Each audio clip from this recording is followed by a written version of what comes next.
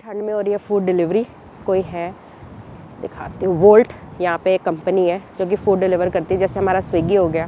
ठंड और गर्मी और लाइफ यहाँ पर रुकती नहीं है जी, पैसे तो कमाने हैं ना, क्या करें, पेट जो लगा हुआ है।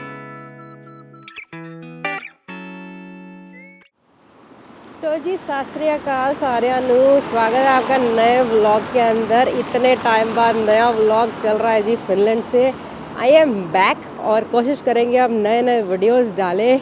अगर आप मेरे चैनल पे पहली बार आए तो सब्सक्राइब का बटन ज़रूर दबा देना। और मैं इंस्टाग्राम पे भी हूँ, कबीरा C20, कबीरा C122। वहाँ पर भी आप मेरे को जाके इंस्टाग्राम पे फॉलो कर सकते हैं, क्योंकि मैं वहाँ डालती हूँ ऑलमोस्ट रोज़ अपडेट्स अबाउट फिनलैंड। मौसम का हाल काफ़ी ज़्यादा ख़राब और बर्बाद है। यहाँ पर पड़ रही है कड़ाके की ठंड। नवंबर का महीना वैसे भी डार्कनेस से भरा हुआ होता है। तो बस वही है, मैं जा रही हूँ आज अस्पताल डॉक्टर को चेक कराना है। इंडिया से आए थे तो कान में हो रहा था बहुत ज़्यादा दर्द, मतलब फ्लू तो वहीं पर हो गया था। डस्ट इतनी ज़्यादा थी इंडिया के अंदर दिवाली के टाइम पे, उसके बाद हो गया जी फ्लू के बाद हो गया जी कान में इन्फेक्शन। वहाँ भी दवाई ली थी पर फ़र्क पड़ा नहीं, तो फाइनली मिली अपॉइंटमेंट, तो वहीं आई हूँ, वहीं जा रही हूँ। बट यहाँ भी कोई ठंड की कमी नहीं है। सोच रहे होंगे ग्लव कहाँ है, ठंड इतना बोल रही है। एक ग्लव हाथ में लिया हुआ है जिससे कैमरा पकड़ा हुआ है, और दूसरा क्योंकि वो ऑन ऑफ वगैरह करना पड़ता है ना, इसलिए जो है हटाया हुआ है। स्नोफॉल थोड़ी थोड़ी हो रही है, नज़र आ रही होगी। कपड़े मैंने पूरे डाले हुए हैं। काफ़ी ठंड है, टेम्परेचर लाइक -6 डिग्रीज है, बहुत ठंड है। चलो दिखाते हैं आपको फिनलैंड। देखो ऐसे रेड लाइट है ना, सारे लोग देखो रेड लाइट पे रुके हुए हैं, कोई भी नहीं जाएगा। इक्का दुक्का कोई होगा बेवकूफ़ जो जाता है, पर सारे लोग जो है रूल्स आराम से फॉलो करते हैं, इसलिए यहाँ पे एक्सीडेंट्स भी बहुत ज़्यादा कम होते हैं। लो जी, लाल बत्ती हो गई अब हरी, और हम भी निकल पड़े।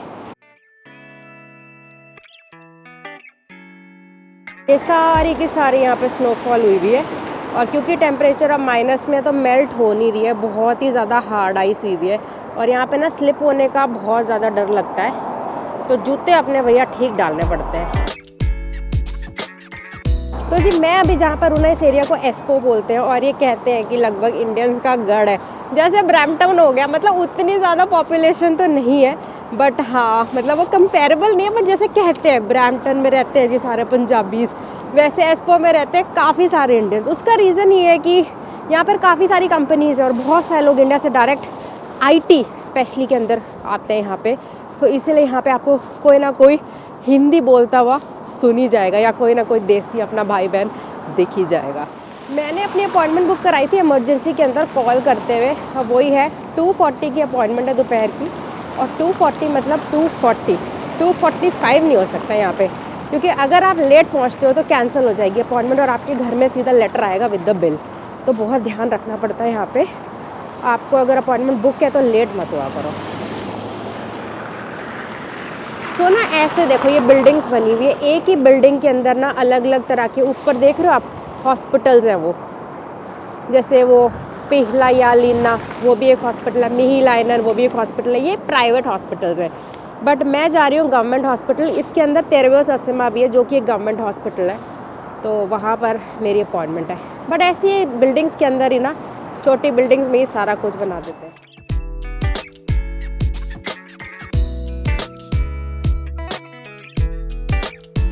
पता नहीं वॉइस क्लैरिटी कैसी आ रही है, मुझे पता नहीं। हवा इतनी ज़्यादा चल रही है ना, बहुत बर्फीली हवा है। ये नवंबर का महीना ही ऐसा ही है साला, ख़राब बिल्कुल। डार्कनेस, दिन की बात करूं अगर, तो दिन आजकल निकल रहा है अराउंड 8-1 बजे, 8 भी नहीं, 9, पौने 9 बजे, और अंधेरा जो है 4 बजे तक पूरा अंधेरा हो जाता है। दिन अभी छोटे होते रहेंगे दिसंबर तक, फिर जब पूरी स्नो पड़नी शुरू होएगी ना, फिर जाके थोड़ा माहौल अच्छा होएगा।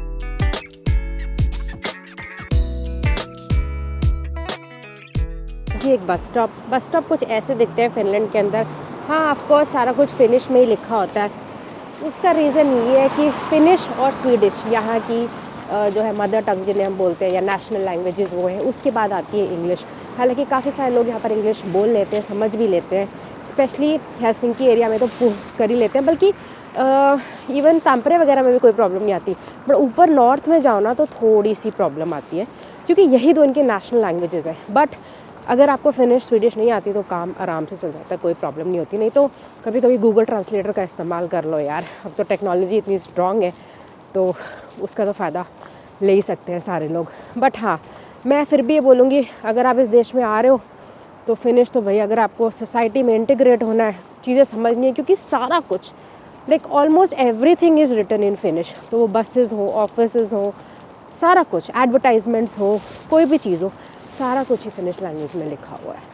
तो जी मेरे चैनल पर अब आपको मिलेंगे videos about my life in Finland. कैसी है हमारी लाइफ, 5 साल से ज़्यादा हो गया फिनलैंड में रहते रहते, बिटिया भी हो गई, फैमिली भी बढ़ गई जी।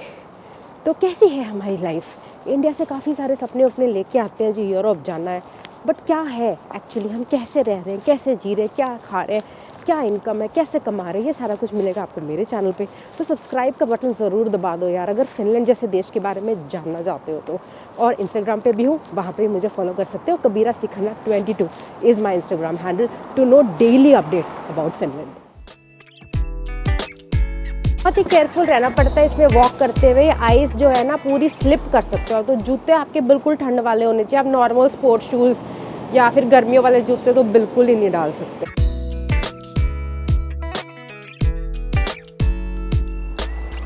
तो यहाँ पे लोग बहुत ज़्यादा हेल्पफुल हैं, पर ये मेरा एक्सपीरियंस ज़रूर है कि हेल्प यहाँ पर मांगनी पड़ती है, हेल्प ऐसे मिलती नहीं है।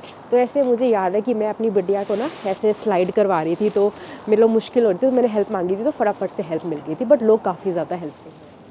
तो जी बाहर जितनी ठंड, अंदर उतनी ही गर्मी। जितनी भी जगह है यहाँ पर, अस्पताल, offices, buses, malls, shopping mall, even कि घर बहुत ज़्यादा गर्म होते हैं। दे maintain a temperature of about 22 degree, जो कि एक बहुत ही ऑप्टिमम टेम्परेचर है। और बल्कि इन सारे कपड़ों में गर्मी लगेगी, तो मैं जब जाऊँगी ऊपर, पता नहीं वहाँ पर रिकॉर्ड कर पाऊँगी कि नहीं, बट ये सारा कुछ उतार के और एक जगह पर टांग दूँगी, और कोई भी वहाँ पर सामान मेरा यूज़ नहीं करेगा। बहुत ऑनेस्टली कोई किसी का सामान उठाता नहीं है, इवन कि देखता भी नहीं है।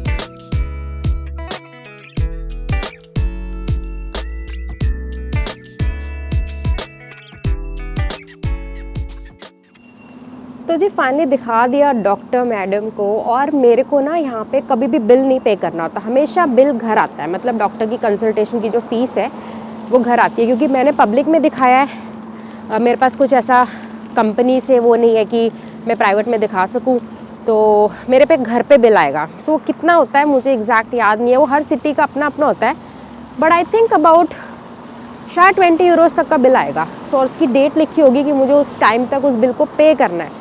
अगर मैंने उसको बिल को पे नहीं किया तो मेरे को नेक्स्ट बिल आएगा इंटरेस्ट लग के। तो ये बहुत ज़रूरी है, फिर PR-VR में उस समय मुश्किल होती है। पर कड़ाके की ठंड पड़ रही है, अब देखते हैं कैसे जाएंगे। मैं सोच रही हूँ थोड़ा वॉक ही कर लूँ यार, वॉक करना यहाँ पे बहुत ज़्यादा ज़रूरी है। लोग कहते हैं ठंड में कैसे वॉक कर लेते हो यार, 5 साल बाद तो आदत हो जाती है, और क्या।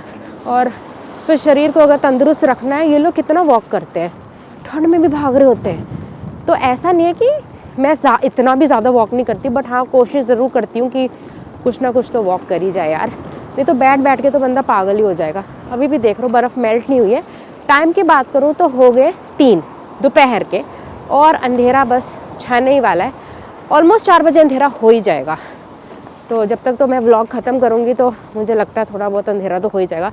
उड़ रही हूँ मैं लिटरली, पीछे इतनी तेज़ हवा चल रही है ना, और ऐसे आज है भी कि तूफ़ान की भी वार्निंग है कि तूफ़ान आने वाला है। बट देख लो, मैं नहीं, बहुत सारे लोग व्लॉग कर रहे हैं, यकीन नहीं आता। दिखाती हूँ, वो देखो लोग जा रहे हैं वॉक करते हुए, और अंधेरा इतना है कि देख लो लाइट्स जो है वो ऑन हो गई, उनकी हेडलाइट्स, ताकि दूर से नज़र आते रहे लोग। क्योंकि अब ऑफिस का टाइम ऑलमोस्ट ख़त्म होने वाला है। यहाँ पर ऑफिस सुबह 8 से 4 बजे होते हैं, तो 4 बजे रोड्स पे रश हो जाता है, बट ना जाम्स वगैरह बहुत ही कम लगते हैं। एक और मेरी ऑब्जर्वेशन है फिनलैंड को लेके कि यहाँ पर हाई राइज बिल्डिंग का जो कल्चर है ना, वो अब स्टार्ट हुआ है। ये देखो इतनी हाई बिल्डिंग अब स्टार्ट हुई है, नहीं तो मैंने 6th फ्लोर मैक्सिमम फ्लोर देखा था यहाँ पे अपार्टमेंट हाउसेस में। यहाँ पे वैसे अलग अलग तरह के घर हैं, सिर्फ ऐसा नहीं है कि अपार्टमेंट हाउसेस ही है, वो कभी आराम से और दिखाऊंगी। बट ये अब एस्पो में मैंने देखा है, इवन कि और छोटे छोटे शहरों में भी शुरू हो गया हाई राइज बिल्डिंग का कल्चर। पहले नहीं था यहाँ पे, पहले लोग सिर्फ 6ठे फ्लोर तक यहाँ खुश थे। बट अब जैसे जैसे मे बी मॉडर्नाइजेशन आ रही है, या और नई सिटीज़ को लोगों ने देखा वर्ल्ड के अंदर, सो यहाँ भी इसकी काफ़ी ज़्यादा डिमांड शुरू हो गई है। इस देश की पॉपुलेशन की बात करूँ तो सिर्फ है 55 लाख। जी हाँ, 5.5 मिलियन लोग यहाँ बसते हैं। और फिनलैंड जो है वो नॉर्दर्न फिनलैंड में आता है, बेसिकली ऊपर नॉर्थ में, इसलिए यहाँ पर ऑलमोस्ट मुझे ऐसा लगता है कि 10 मंथ्स तो ठंड रहती है, सिर्फ 2 महीने है, जुलाई और अगस्त या जून एंड, बेसिकली 2-2.5 महीने हैं जिसमें थोड़ी बहुत गर्मी पड़ती है। गर्मी का मतलब ये है कि 25 degree centigrade, few days of 30 degrees, बाकी तो जी यहाँ पे ठंड रहती है। बर्फ़ हमेशा नहीं रहती है, बर्फ़ हमेशा नवंबर and December, January, February, March, sometimes मई वहाँ तक ही रहती है। और देख रहे होगे आप सारा कुछ यहाँ पे फिनिश में लिखा है, ओले में आउकी 24 आवर्स तेरवे तुलवा, मतलब वी आर ओपन 24 आवर्स। तो ये वाला जो प्रिज्मा है वो 24 आवर्स खुला होता है, और शहरों में काफ़ी सारे हैं ऐसे, ताकि लोगों की सहूलियत के लिए मतलब खोलते हैं वो, नहीं तो यहाँ पे फिक्स टाइमिंग है सारी चीज़ों के। ऐसा नहीं है कि 10 बजे तक भी कोई चीज़ें खुली है, जो अगर 9 बजे तक खुला है तो 9 बजे तक ही खुला है, 9 का 9 5 नहीं होगा, बिलिंग काउंटर्स बंद हो जाएंगे, आप अगले दिन आओ, ऐसा होता है यहाँ पे। तो जो लोग हैं ना वो असूलों के बहुत ज़्यादा ही पक्के हैं, टाइम के बहुत ज़्यादा पक्के हैं, लेट बिल्कुल नहीं होते, लेट होना पसंद नहीं करते हैं। अगर कभी लेट हो भी जाए तो मैसेज ज़रूर डाल देते हैं, बट उसकी नौबत बहुत ही कम आती है यहाँ पर। और बसों का दिखाती हूँ आपको, लोग कैसे यहाँ पे हाथ देते हैं और फिर बसेस रुकती है, नहीं तो यहाँ पे बसेस नहीं रुकती, क्योंकि बसेस के अंदर कंडक्टर्स नहीं होते हैं, सिर्फ एक मात्र ड्राइवर ही होता है। और अगर आपको टिकट लेनी है तो या तो आप ऐप से लो या फिर कार्ड लो, बट अगर आपको कैश में बसेस में टिकट मिल जाती है, बट वो कैश में ही चलता है, आप कोई कार्ड पेमेंट नहीं कर सकते हो, तो बेटर यही है कि आप अपनी ऐप डाउनलोड कर लो, और नहीं तो जो है कार्ड बनवा लो, जो कि थोड़ा सस्ता भी पड़ता है। तो बस की टिकटों की बात करूँ तो 80 मिनट्स की टिकट की कॉस्ट है 3 यूरो एंड 10 सेंट्स, जिसके अंदर आप बसेस, मेट्रो, ट्रैम कुछ भी यूज़ कर सकते हो, बट सिर्फ 80 मिनट्स के लिए वो लागू होती है, जो मेरे हिसाब से बहुत ही कम टाइम है। 80 मिनट्स तो यार कहीं भी बस पता लगते हैं और ख़त्म ही हो जाते हैं, इसलिए लोग यहाँ पे पास वगैरह प्रेफर करते हैं। तो आपको मंथली पास मिल जाता है, ईयरली पास मिल जाता है, जो कि ऑलमोस्ट थोड़ा सा सस्ता पड़ता है, नहीं तो 3 यूरो 10 सेंट की टिकट तो बहुत ही ज़्यादा है। बट अब हेलसिंकी में कह रहे हैं कि इस साल से हो सकता है वो थोड़ी सी कम हो जाए लोगों को देखते हुए, ताकि पब्लिक ट्रांसपोर्ट का लोग ज़्यादा इस्तेमाल करें। हवा बहुत ही ज़्यादा चल रही है, बट क्या करें जी, हमें तो पैदल जाना है घर, बट थोड़ा सा केयरफुल रहना पड़ेगा, क्योंकि ना बर्फ़, जैसे मैंने पहले भी बोला, बहुत ज़्यादा ड्राई, कैसे बताऊँ, पता नहीं कौन सी, सॉफ्ट नहीं है, लाइक हार्ड आइस है, तो ना इसमें फिसलने के बहुत सारे चांसेस है, बहुत सारे चांसेस है। बट हाँ, मैंने पूरे अपने कपड़े ऊपर डाले हुए, ग्लव्स डाले हुए, वाटर प्रूफ ग्लव्स अभी नहीं डाले, अभी सिंगल लेयर ऑफ ग्लव्स ही डाला हुआ है, पर ये भी अच्छे खासे वूलन है, मैंने क्लास ओल्सन से लिए थे। फिनलैंड में कभी आओ तो क्लास ओल्सन पे भी अच्छे ग्लव्स मिल जाते हैं, अब तो जी आदत ही होगी है ठंड की। ये फॉल के पत्ते थे जो पड़े हुए, और इन पे देखो कितनी सारी बर्फ़ आ गई है। और सब जगह ये साइन बने होंगे जिसको लोग 100% फॉलो करेंगे, कोई इंसान देखो इस रोड पे वॉक नहीं कर रहा, वहाँ भी जो पेमेंट बना है वहीं पे कर रहे हैं, यहाँ भी सारे पेडेस्ट्रियंस वॉक कर रहे हैं, तो ये साइकिल का भी है और वॉक करने का भी है, तो सारे लोग यहाँ पे रूल्स फॉलो करते हैं।